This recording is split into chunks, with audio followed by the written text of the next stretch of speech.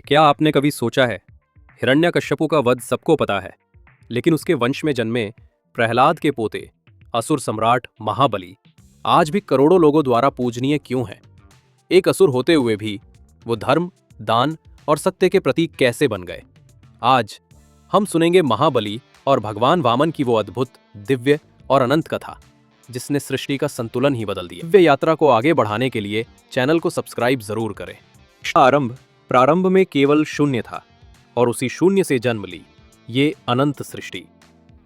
ऋषि कश्यप, जिनके वंश से देव और असुर दोनों उत्पन्न हुए, अदिति, प्रकाश की जननी, दिति, बल और प्रतिशोध की माता, इनमें से ही जन्म हुआ हिरण्याक्ष, हिरण्यकश्यपु और फिर महाभक्त प्रहलाद। प्रहलाद ने असुर वंश में पहली बार धर्म की लौ जलाई, फिर उनके पुत्र विरोचन और उनसे आगे जन्म हुआ एक तेजस्वी बालक का, जिसके जन्म पर भविष्यवाणी की गई, ये बालक तीनों लोकों का स्वामी बनेगा। यही बालक थे महाबली। इंद्र ने छल से विरोचन की हत्या कर दी। समाचार सुनते ही बलि के नेत्र अग्नि से लाल हो उठे। उन्होंने प्रतिज्ञा की, इंद्र, छल से जीता हुआ स्वर्ग मैं बल से जीत कर दिखाऊंगा। युद्ध हुआ, भयानक, आतंककारी। स्वर्ग कांप उठा, देवता दिशाओं में भागने लगे। जब बलि घायल होकर गिरने लगे, तभी एक दिव्य प्रकाश ने उन्हें आच्छादित कर लिया। विष्णु ने उनका जीवन बचाया और बलि पहले से भी अधिक शक्तिशाली होकर उठे। तीनों लोकों का सम्राट शुक्राचार्य के मार्गदर्शन में बलि अजेय बन गए। दिव्य रथ प्रकट हुआ, अपराजित शक्ति उनके साथ थी। उन्होंने स्वर्ग पर आक्रमण किया। इंद्र परास्त हो गया, देवता भय से अदृश्य होने लगे और महाबली तीनों लोकों के सम्राट बन गए। फिर भी उनका हृदय गर्व से नहीं, दान और करुणा से भरा था। कोई भूखा नहीं सोता, कोई याचक खाली नहीं लौटता, अन्याय कहीं नहीं पनपने दिया। इसीलिए आज भी उन्हें राजा बलि कहा जाता है। देवमाता अदिति ने विष्णु से प्रार्थना की, प्रभु, मेरे पुत्र रूप में जन्म लेकर धर्म की रक्षा कीजिए।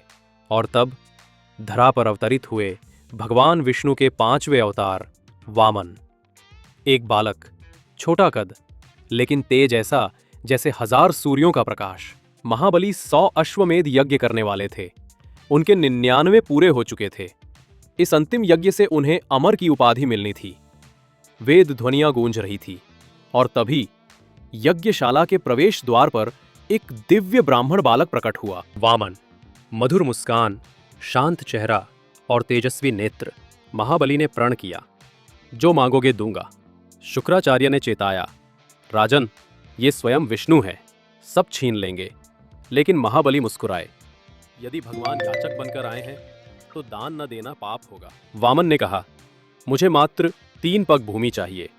महाबली ने दान दे दिया। क्षण भर में वामन विराट रूप में प्रकट हो गए। पहले पग में पूरी पृथ्वी, दूसरे पग में आकाश और तीसरे पग के लिए स्थान शेष न रहा। भगवान बोले, राजन, तीसरा पग कहाँ रखूं? महाबली शांत स्वर में झुके, प्रभु, मेरा सिर ही आपका है। और वामन ने अपना तीसरा पग महाबली के सिर पर रख दिया। उस क्षण अहंकार का अंत हुआ और भक्ति का जन्म। भगवान प्रसन्न हुए। उन्होंने महाबली को पाताल लोक का राजा बनाया और वरदान दिया, हर वर्ष तुम धरती पर अपनी प्रजा से मिलने आओगे और लोग तुम्हारा स्वागत दीपों और फूलों से करेंगे। यही दिन आज ओणम के नाम से मनाया जाता है। ये थी महाबली और भगवान वामन की अमर कथा, दान, धर्म और वचन निभाने की सर्वश्रेष्ठ गाथा। यदि आपका हृदय इस कथा से जुड़ा तो लाइक करें, सब्सक्राइब करें और कमेंट करें। जय वामन भगवान।